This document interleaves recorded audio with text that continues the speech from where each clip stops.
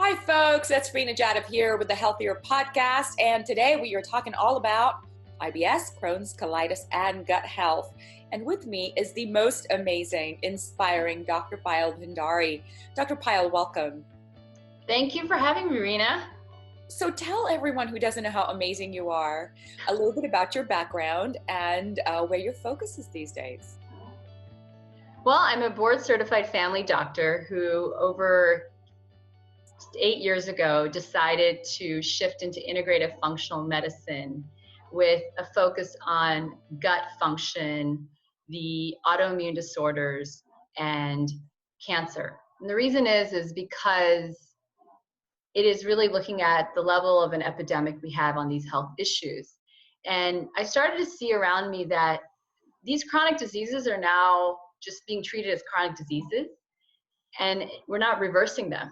And so as I started digging more and understanding how the cells function, I realized that when we go back to the beginning, the answers are there. We just sometimes don't know how to find them. And so my job is to know exactly how cells function and how they function in each individual person so that we can turn things around. And what my experience has been is that many of people's symptoms, when the root cause is addressed, they resolve within weeks to months, and they really do dramatically start feeling better. So let's talk about root cause, and specifically let's talk about Crohn's, colitis, IBS. For those who are suffering and really haven't understood what the underlying pathology is for these diseases, could you share a little bit about why does the gut go from being a healthy gut to then developing something like an IBS or Crohn's or colitis? So if you think about how the gut works, it's got to get the right fuel in a certain way. So it's about really going back to your high school biology, where 90% of a cell is water and oxygen. And so for the gut, which is one of the largest organs in the body, and if you were to stretch it out, it is miles long. It's the art of how that system gets well lubricated in a sense, and it gets the signals from the nervous system to say, hey, it's safe for you to do your job. And so when things are in alignment and that system is well lubricated, when food comes in a way that the body senses it's safe, it's able to create an alkaline environment where that food is nicely digested, the nutrients are absorbed, and they go into the cells along with the oxygen being delivered, and so cells can do their job and create enough energy. What's happening though in today's world is we have, in some ways, as much as we value food, we've also devalued the experience of how to eat. We've made the food we eat, we're disconnected by it. We've created a lot of confusion around it. And so what's happening is that even the way we hydrate, the way we eat, it's kind of created this like stress response. The whole system keeps saying, so you really like what you eat, you're looking at all these labels, but you don't even care about the eating process. So it keeps shutting down. Number two, it's also what we're consuming. We don't really all eat real foods anymore, right? We now have exposure to foods that used to be luxuries, where we never really had access to them, or only certain communities did. And all of a sudden, everybody has access to everything. And so we believe, well, we should have the right to eat whatever we want, whenever we want. And the reality is that's not the way human beings work. And so when there's this whole mismatch of how to do the basics, and we're not teaching that over generations, it's kind of gotten forgotten from the grandparents down to the parents and now to our children. And that's been going on for many generations. Those basic knowledge is getting lost. And then what happens is when your tummy hurts and when something, you're constipated, so the system's not getting cleaned out in a way, the answers then that we're being given is not connected to why it's not working. So it creates more confusion in the sense of, well, I keep filling up my system. I keep drinking, I keep eating, and I don't really realize it's not cleaning out. So if the system doesn't get cleaned out, then, and that doesn't mean, oh, I have a bowel movement every day, because you have to realize that that colon, which is the small and the large intestines, it's like miles long if you stretch it. So you have to know, how long does, when I eat this, how long is it going to take to go through? And different foods have different biochemistries. So the foods that pass through in 12 to 15 hours are very different than the foods that take 3 to 7 days. But we as humans are meant to eat foods that pass through us in 24 hours. And if they sit there for days and days, they're like cooking in an oven, and they're fermenting and they're rotting.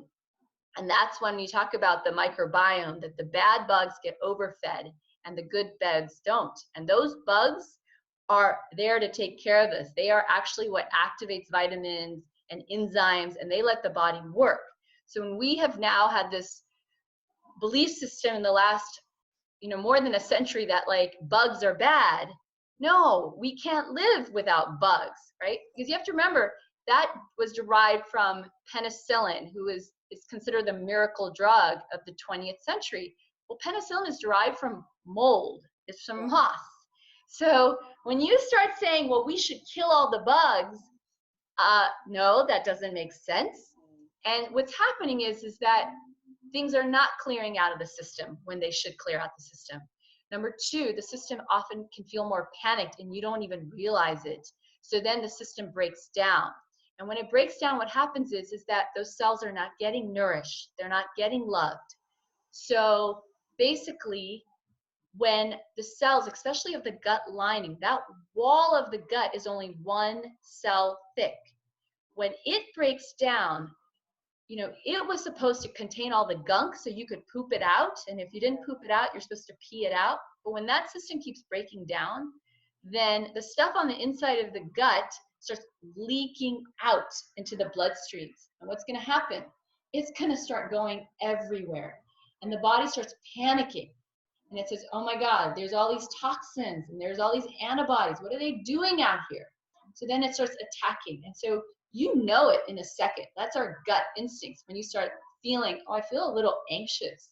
I feel like my heart's beating differently. I think I'm sweating. And now our emotion associates with, oh, it's this situation. But in reality, that's there to take care of you.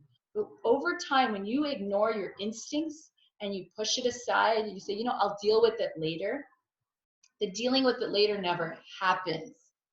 And we start focusing on what's right in front of us. So the system keeps breaking down. So it's like leaking gunk out, and that will settle into your joints, settles into your blood vessels. If there's a whole system that was there to protect us, so that when we felt something wasn't right, we were supposed to say, oh, I realized that's the problem. But now when we ignore that and we say, that's the symptom is the problem, you're like, no.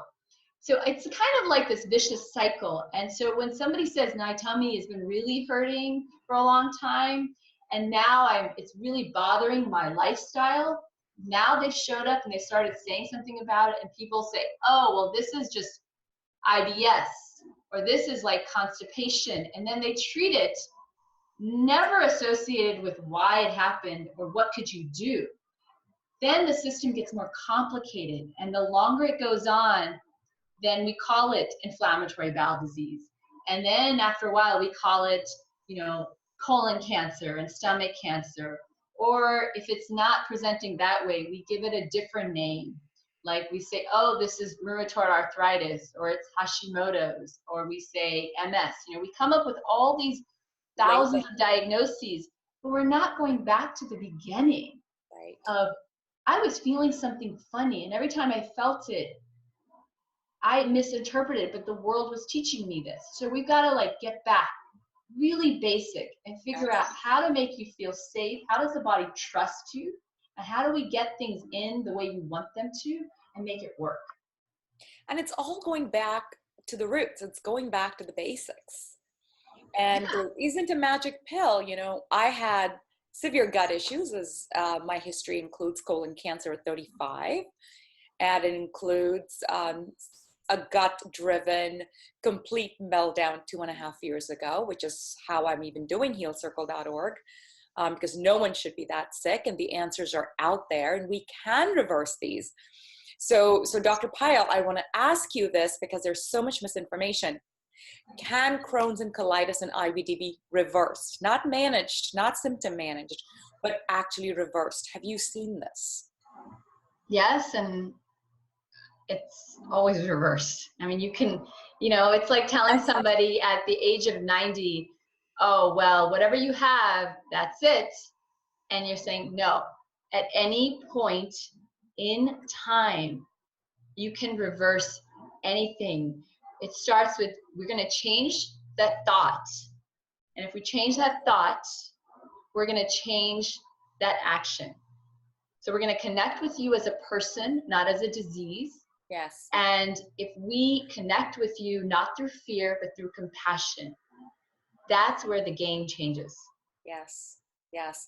And it really does begin with believing you can heal. I had been suffering for almost 8 months before I met this insanely amazing integrative practitioner in Houston, of all places, who sat me down and said, child, you're convinced you're not going to heal.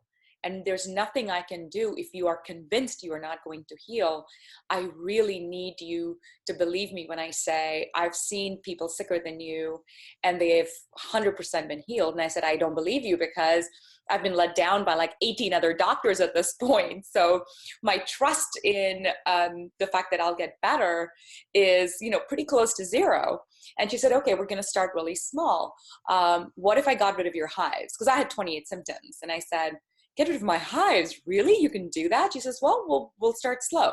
How about I'll give you Antranex because the meds you're taking are going to make you demented and senile in like 10 years. And, you're too lovely to be demented. So I need you to get off those things you're taking. I was taking these anti-allergy pills like 6 in the morning and 6 in the afternoon. And she says, you're going to take Antranex, which is basically just crushed up liver. And if your hives go away, then you come back to me and you come back knowing that you are 100% reversible and you will absolutely be as healthy as you were before, if not healthier. And we got there. We got there. But to your point, Dr. Payal, it really started with my belief in whether it was going to happen or not. So for those of you listening, you've heard this from a trained MD. I hear a lot of people saying, oh, I hear all these quacks saying you can reverse, but MDs never say that. Well, here's an MD who's telling you that yes, you can reverse Crohn's and colitis. You do not have to symptom manage for the rest of your life. Yes. Number 2, you got to start with compassion and you got to start with the belief that you can heal.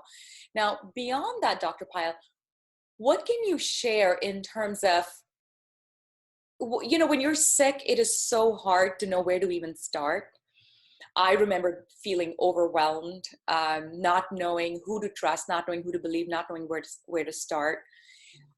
For people who are struggling, what is the simplest place for them to start?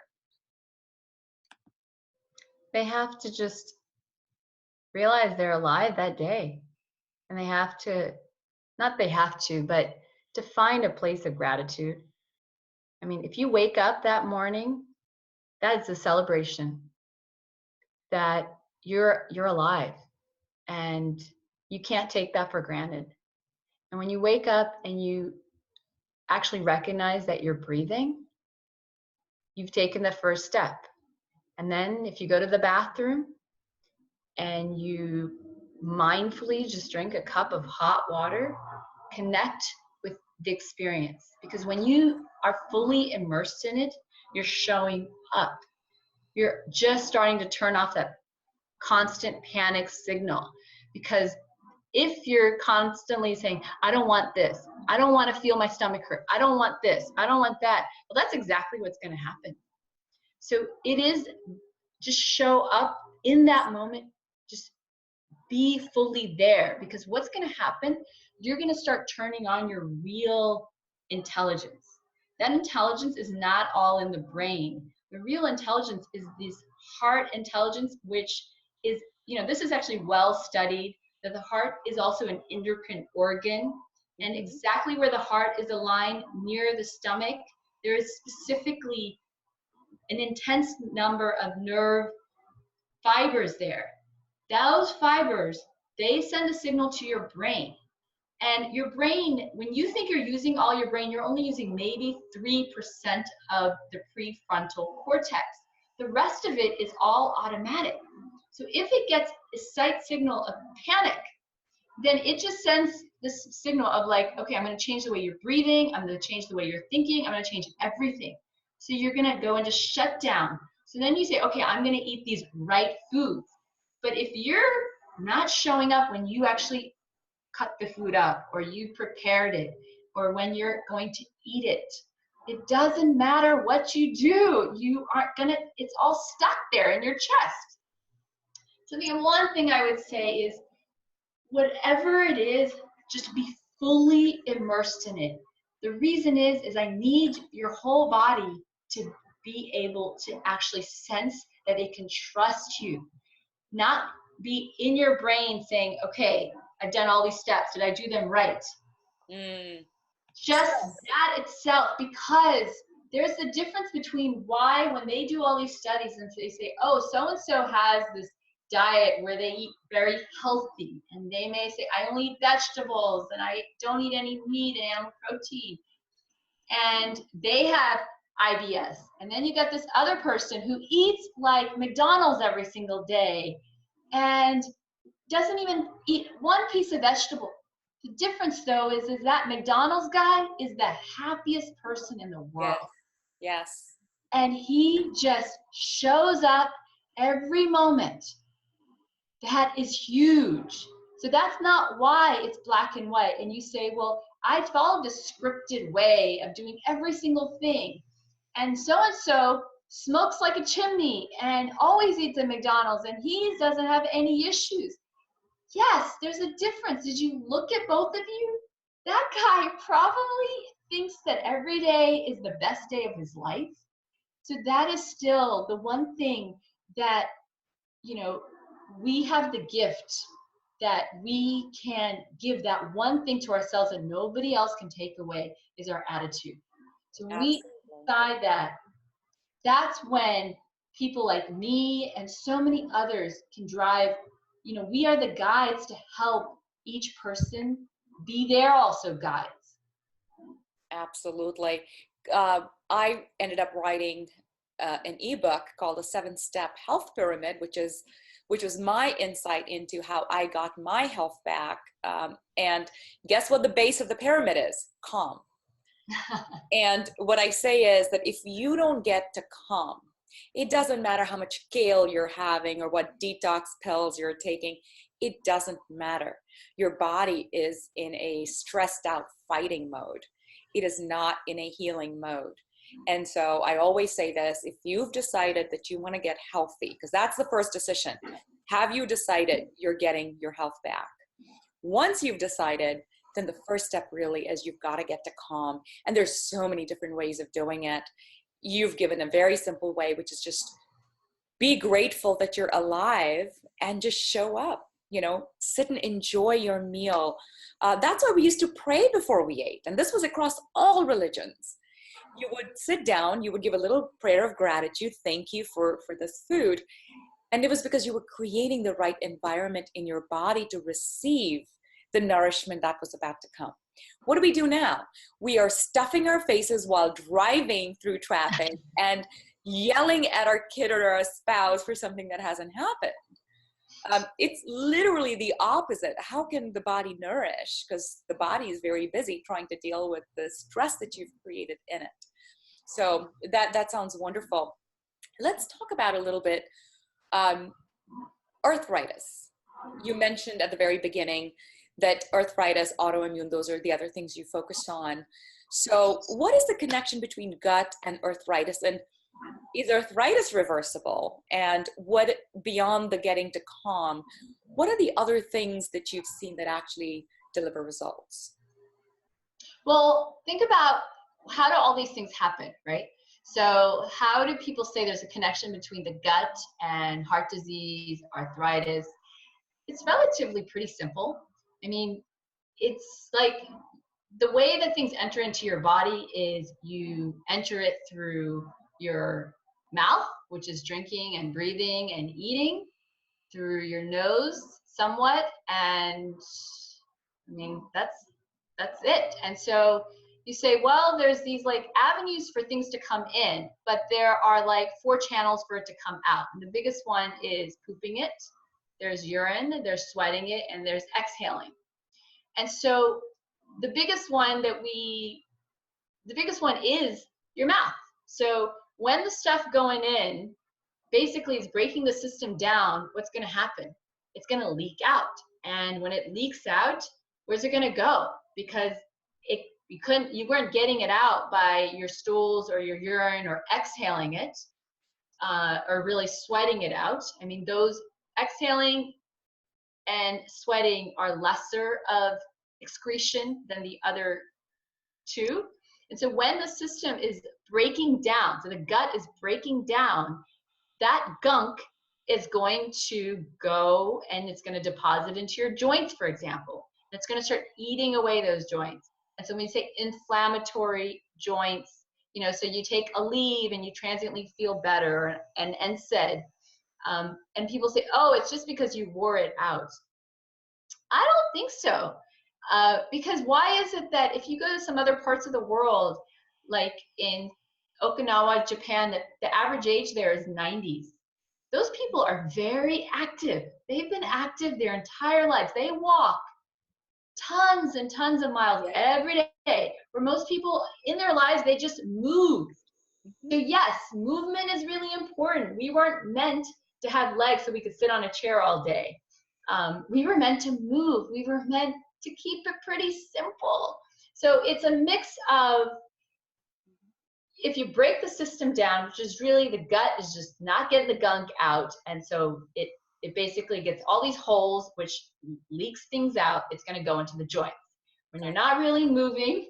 And number 3, people, you know, if you really watch the way they exhale, they're almost like they're hyperventilating, like they're so rushed to get going to wherever they want to go that they actually do not fully expand their lung bases when they exhale. So they do not get the used air, which is the carbon dioxide, out of the lungs. Yeah. Therefore, oxygen will not go into your cells. Yeah. It has to release that carbon dioxide. So it's the art of, you know, how this flows. So yes, will it be reversed? Yes. I mean, you can see people in a split second where they come in and they have excruciating pain. Pain is basically you're not getting oxygen flow. That's why pain happens. So when all of a sudden there's blood flowing and there's oxygen getting delivered and you stop freaking out for that 1 second, you actually feel a little bit better. So there's a reinforcement that, wow, I felt better. And it wasn't just because I took this pain pill. Yeah. And so then you feel confident to say, well, I could kind of move and it'll be okay. Yeah. So it's not about if you have arthritis and you should just, you know, people say do tons of physical therapy. Yes, that's great.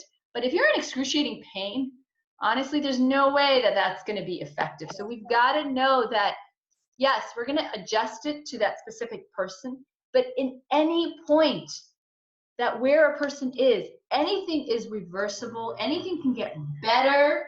You got to believe in it. Yeah. And we see it. Why? We see it. You go to so many other parts of the world. Yeah. They don't even have half these things. They don't. So leaky gut's a big part of the problem, as you've described. What are the foods that contribute to leaky gut? We'll go through all the factors of leaky gut, but let's start with foods. What are the foods, Dr. Payal, that if I'm on a mission to heal my gut, what are the foods I need to really get out of my system now? I would say start with the foods that basically take 3 to 7 days minimum to get out of your entire digestive tract. Okay. Those are basically the foods that require the most water for production in agriculture, because they are naturally very dehydrating items. So if you got to keep watering them to produce them, then your body basically was going to interpret them as dehydrating. And you're not going to get nutrients out of them. You're not going to get your protein out of them. They're going to create a very acidic reaction. So those fall into any form of animal protein because, the bigger an item is, animals are big, from a chicken to the byproducts of a chicken to a cow or other animal products. They need a lot of water so you can produce their products. But our body is not meant to have things that take us like days and days to pass through. So we really don't actually get that much nourishment from them. And they actually create a very acidic reaction, and especially in the lifestyle that people live in today's world. So I think that's the starting point. Number two is really look at agriculture and see just what foods require a lot of water. So number two is your GMO crops like corn, soy, wheat. They require tons and tons of water for production. So when you consume them, it doesn't matter if they're organic or not. They are going to take a long time to break down, and they're not going to help people feel light and nourished very quickly. The other thing you want to know is that most of these crops are used in your animal products. So even if you're saying I'm gluten free, well, if you have like poultry and eggs, at some point you're going to be getting your GMO crops. I think the third thing is think about nuts. Most gardeners would never grow nuts because they require a lot of water to have nut trees. So again, it's really simple. I want you to get back to the basics and really understand how are things grown. If you recognize, if you have a garden or if you've ever seen a garden, you see that certain foods are really grown with a limited amount of water. Those foods, we can eat them and they nourish us. They go through our colon possibly within a day. The foods that most gardeners will not invest in are the foods that take too many resources. If they take too many resources like water, then they are going to be sprayed heavily. They're going to be exposed to a lot more contaminated water, which is going to have gasoline additives and other industrial toxins in it. Your system, when you eat those foods, they've got to try to figure out how to clean out that gunk. And it doesn't matter what the marketing label is. It is going to take more energy, and you may not have the energy. So you got to keep it simple. You got to think about whatever grows in a garden above ground, it will pass through you really fast. If it grows on the trees, those are flowers. So respect the flowers. Don't just gobble up all the flowers and not have any left for your neighbor. Those are your nuts and your fruits. So I'm not saying don't eat them, but you got to know how long it took to make them. And if you're like, well, there's just so many of them, you got to realize that we took a lot of shortcuts. So you have the illusion that there's plenty of them out there, but there's not, right? You got to connect to how much water is required. That's my simplest way, is instead of people giving them a black and white, cookbook list of do this and do that, I need people to just go outside and look at the gardens and recognize that there is a delusion of, all these foods are so plentiful and there's so much protein and there's so much fat. That's not the way the body works. It really is. There's a reason why things were grown a certain way. There's a reason why things that we used to not have so much are now grown in excess abundance. And why are they grown so fast? We're manipulating the systems. And when we do that, our body did not change. So they do not create the right biochemical reaction to make it safe for us. Where do you come out on gluten, corn, soy? So you've talked about meat products and dairy, but where do you come out on those? So again, this is not true in all over the world, right? So you have to look at definitely the United States for sure, because when you modify the seeds of a food, our microbiome can no longer recognize them. And we did that because we thought when it came out, wow, we're going to solve hunger. Well, we never solved hunger because we don't get nourished from those foods. And when we modify the actual seed, we also at the same time said, oh, I can spray these really heavily and these crops will not die. So what happens then all of a sudden is the seed is modified across the board. And it's not just the United States, because we are also the largest seed producer for most of the world. and we do control those crop prices. And so what's happening is that those seeds are not recognized by the microbiome. They are heavily sprayed by, pesticides like Roundup, but there are many others. And our body doesn't consider them safe. So this is a lot less of a concern if you are in certain parts of the world where there's not as much time spent in the transportation of the food to the consumer. There's not as many middlemen. Whereas in the United States, for example, we have a lot of middlemen from when a food is produced to when you get it to your stores. And that means that the food, you didn't want it to go bad, right? So you sprayed it very heavily to do certain things to change it. So wheat, corn, soy are one of the main crops that do require a lot of water for production. So for them not to mold, we do have to modify them. But that, again, is at the detriment of losing any value. And you also have to realize that before the mid-90s, when GMOs did not really exist, we did not have that many acres of corn, soy, and wheat grown. Number two, that you have to know that soy predominantly was a very small commodity. It was primarily produced in mass consumption for the automobile industry, not for human consumption. And it is a bit different. The seeds are different in the Asian cultures or the Eastern cultures that they've had soy for, many hundreds of years. The seeds are different back then. They use them very differently than they do in today's world. What are the foods that are ideal for building gut health and for reversing leaky gut? So you've talked about what not to incorporate into your diet. What's a good healthy diet? What are the foods that our body thrives, that our gut loves? They like green vegetables. What about nightshades? What is the controversy around nightshades? Are those good or bad?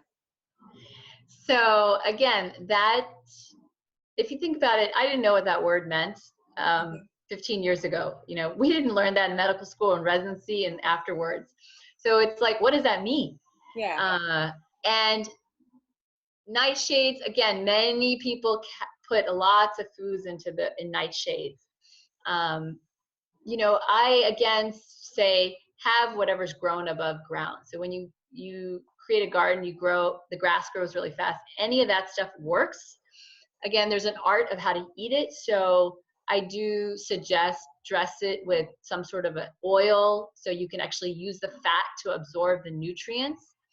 With nightshades, some of the key ones are the things that are grown underground, because whatever grows underground, it depends on what grows above ground to actually grow, and it is actually a medicine. So what's happening is that because it takes longer to grow those items underground, they are also getting exposed to much more contaminated groundwater. And they are used as medicines in many cultures. Mm-hmm. So they were used as medicines because they help support the immune system. But it doesn't mean you have medicine every single day whenever you want it. Yeah. And like so what happens? Yeah. So they actually overstimulate the nervous system of the gut and they make it shut down. So the key ones are garlic, onions, sweet potatoes, ginger to a lesser degree, beets and carrots. Again, part of it is that reason. The other reason is the seeds have changed in the United States. So we've actually made the seeds sweeter. We've caused some of the value of the nourishment of an onion, potatoes, sweet potatoes, carrots. We've changed it. So it's not the same as even 300 years ago. Then the other nightshade is tomatoes. Same thing. We really modify the tomato. So you use a tomato as a fruit. You treat it like a fruit. You do not have it as much as you want whenever you want. Tomatoes are best cooked than they are raw. They are a luxury item. Those are really what I put in my nightshade category. Okay. I don't put everything like kale and other items.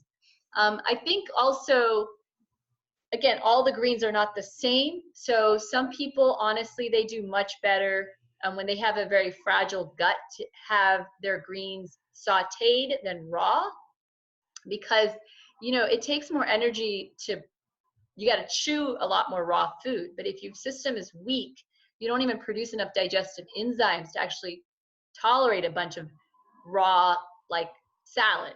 Yeah. So you almost have to saute your salad to actually get the value out of it, because you let the cooking process do some of the work for you, but then you got to take your time and eat it. So in the greens, there's, of course, the whole cruciferous family, broccoli, Brussels sprouts, which are wonderful because they go in and they can take toxins out, but not everyone can digest them. And then, of course, you've got the beans, peas, asparagus. And again, I speak from experience. I remember when I was going through my gut issues, I felt like everything made me react. Yeah. And so they would say, well, go eat more broccoli. And I was like, I can't take broccoli. Yes. Go eat peas. I can't do peas. Eat kale. Nope, not working. Yes. So there's a lot of truth to that. So all these things that you mentioned, the ones that you, the way I'll explain it is, if you were to cook it, the ones that cook the fastest, have those. The ones that take longer with oil, you know, they're hardier. Those are luxury items, right? So I'm not saying don't do it, but for some people, eating a bunch of asparagus and broccoli and Brussels sprouts will make them bloated, because Yep. it takes a lot of energy to break those foods down. So, you know, the simplest thing is, if it takes longer to break it down, it's a luxury item. And maybe you have it change the form. So maybe the cauliflower is more like mushy, and it's better to use a cauliflower than the potato. So the form is important, that it's not the same. Kale, right? Kale takes longer to cook than, say, Swiss chard, right? So you've got to actually see how it works instead of just looking at the name and eating it. The only other exception in this whole is spinach. So I do not advocate a lot of spinach, partly because spinach has really changed. It's very popular in the United States. So what we've done is we mass produce it and we'll spray it with nitric oxide. So all of a sudden, the actual balance between carbohydrates, protein, and nutrients has changed in spinach, for example. So it has more carbohydrates than nutrients. And two, it then has more oxalates. So you can't even absorb the iron effectively. It's not saying don't do it, but what's happened is people will say, oh, I have lots of spinach smoothies. Every single day. Exactly. Yeah. I do spinach And smoothies reality all day is long. that it is confusing, because nobody is aware of how things are grown anymore. Exactly. They're completely disconnected Yeah. from not just that, but then if you're disconnected from that, we're all, including myself, have been disconnected by even putting anything together. Yep. And then we're disconnected by eating it. Yep. So again, you got to start with what's simple. You can't change it all. But I do want people to start opening their eyes, listening, and actually how is things put together? Because if you just read labels and you believe that they're there to sell you the item, they're not there to help you heal. What about khichdi, which Ayurveda has used traditionally for thousands of years as almost a cleanse? You know, you do khichdi as a way to just give your gut a rest, but it's grains and it's high carb. And so now there's all this controversy. Oh, khichdi is a terrible thing. Where do you come out on something like a khichdi? I mean, I love khichdi, but khichdi is basically just a mix of beans and grains. Mm-hmm. So you also have to know, what is that mix? So for instance, the way I look at it is, the items that are the tiniest, when you see them dry, they have the most value, because something so small can give so much love. Something that is big takes a lot more resources to grow it. So it takes more energy to break it down. So when you look at beans, look at the actual size of the beans, Okay. not from a can, but the smaller the size is, the less resources it took from the earth. So for example, a a black lentil or a mung, like red lentil, is much smaller than a chickpea, Mm-hmm. right? Or kidney bean. So when you start with beans, you pick the tiniest ones Got it. and soak it overnight, or in hot water, and then cook it. It'll cook really fast. If it takes longer to cook, well, then remember it's gonna cook longer in your belly. On grains, again, pick the tiniest grains. So for instance, millet, amaranth, quinoa are much smaller than a rice kernel, a wheat or corn kernel. So the smaller the kernel size, that's great. So you got to try one at a time before you mix them all up. And with khichdi is a mix of beans and grains. So what I usually suggest is I'll say start with like only the quinoa or only the lentil. Don't just mix them all three and then say this is going to be fine. So, and with the khichdi I define is it's not always rice based. It's not always like this one specific dal base.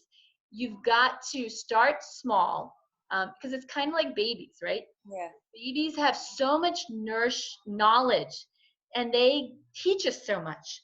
And that little person has so much depth. Well, food is is what nourishes us. So we have to connect with, not just, well, this is just the way it's done. You got to get back to people knew all these things. So that's why they would adjust to khichdi, and they would give khichdi instead of roti when people were sick, because they said this is easier to digest. It's liquidy, but why would I give this person bread when they don't feel good? Exactly. What about supplements? So, of course, we live in a very commercial world where everybody makes money off of everyone's health issues. And so there's, again, a lot of misinformation around supplements, what works, what doesn't work. God knows I spent thousands of dollars on trying everything from L-glutamine to zinc carnosine to, I mean, you name it, I did it. I bought the leaky gut supplements, and some of that stuff gets expensive. What have you found, as you mentioned, it takes the gut, well, everything kind of regenerates in our body, but the gut lining regenerates, as I've heard, in 3 days. Is that correct? No, it takes longer than It that. takes longer than that. Okay. Yeah. It's 90 days. Okay. But that is if you are fueling it properly. The first thing is you got to clean it out. You have to do no harm. Yes. So if you can do no harm, and harm is in many aspects. Yes. Then you will start to eventually get to repair. Because if there's constant harm, how are you going to repair that one cell wall colon? It's not going to happen, right? It's going to keep getting broken down. Exactly. So it really takes 90 days to like transform. And then again, depending on the level of severity of a person's health, right, you gauge accordingly, but it will keep getting better. And yes, you can see shifts even within 3 days. And what about the supplements? What supplements do you recommend? What are your favorites that you've seen actually work? So, I mean, supplements are an important part of the overall care, because I think we really can't fix it all by just saying, okay, just change your whole life. So I try to keep it really simple. My favorite is Integrative Therapeutics Physicians Elemental Powder, because it has activated all the vitamins that need to be activated are activated. It has all of your amino acids, so to make your proteins, your hormones, and antioxidants. It's also very clean, no non-GMO, and no animal protein. So I use that as a way to nourish the cells, to detox, and to support overall functioning. I also like it because I get people to drink water, really help support the system, so they're not also eating as much. You got to let the gut rest. I mean, humans were meant to not keep feeding it. We were meant to fast a lot more. Right. So that's one of my favorites. I also like using turmeric and glutamine. Turmeric is a very potent anti-inflammatory, antiseptic. It's great for the gut. So I use just your regular turmeric spice, but I also use it in, supplement form. Glutamine is basically helps form glutathione, which is your most important intracellular antioxidant. So my favorite combination of it is Integrative Therapeutics Glutamine Forte. Again, it's a powder form, so I'm a bigger fan of powders and liquids because it helps deliver things more effectively to the cells. If you've already kind of have a broken down gut and you take a bunch of pills, how is your stomach going to break down a bunch of pills, and how is it actually going to go in the cells? It's too fragile. So I do limit the number of pills that people take. I'm very want the pills or whatever the products are. I really do want them to be plant-based, GMO free, because there's less exposures to pesticides and toxins. The packaging is also important because, if the packaging is also lined with a lot of gunk, then it's an issue. So those are two of my favorites. Again, there are a slew of others that I use to help with the constant stress response a lot of these people have, where they're overfine cortisol or they've just burned out their adrenal glands. So it may be things that they need to help them in the day so they can actually not tell their body they're freaking out. And also for those who are, consuming a lot of caffeine, got to find ways to get them off the caffeine, because caffeine is it's a diuretic, so it makes you lose all your water soluble vitamins, which then are your critical antioxidants. And then also for the people who are not doing adequate repair work at night or not sleeping well, then I have a couple things that I recommend to help them actually let their body do some repair work. They may be mixed with like valerian or ashwagandha or melatonin, but it's really finding what's right for those individuals. It's not like one size fits all and here's what everybody gets. But the two I did mention, the Physician's Elemental Powder and the Glutamine Forte, those are definitely my favorites. They work effectively. The art is, though, how to dose it. So I do not dose it the way the packaging recommends, because that can be too much. So I always start less and then can go up. The third thing is I do use magnesium citrate powder from bulksupplements.com, because almost all these individuals have extreme intracellular magnesium deficiency, and magnesium is critical to manage your electrical heart rhythm, to actually go to the bathroom, to keep your blood sugar under control so your system is not saying keep producing a lot of cortisol. So I also then teach people how to use it precisely so it works, it doesn't just cause them diarrhea, and it continues to really help with cell regeneration. So again, supplements are helpful. It's the art of how to use them that is personalized to each person. Absolutely. And I think magnesium is clearly one of those that we are all very deficient in, and it's such a critical element for us to have. So thank you for mentioning that. All right. So as we wrap, because we could talk forever, but as we wrap this particular segment of our interview, what is the one recommendation that you haven't already shared with someone who's dealing with gut issues? You have to believe. Just believe that at any moment things are going to turn around, and it starts with have faith, have hope. If you give that up, then I'm not sure what we can do. But if you fundamentally just have that inkling of hope and you put that intention out there, things are going to get better. I love it. Thank you so much, Dr. Payal. Thank you for sharing all of your great insights. And of course, for the rest of you, in the show notes, we're going to have a link to Dr. Payal Bhandari's integrative practice, which is out of San Francisco. And you stay smiling, you keep hope, you believe that you can reverse it, because of course you can. I did it. I know you can too. And I'm going to see you on another healthier podcast. If you enjoyed this, or you know someone who's got gut issues, please share the love. I'll see you soon.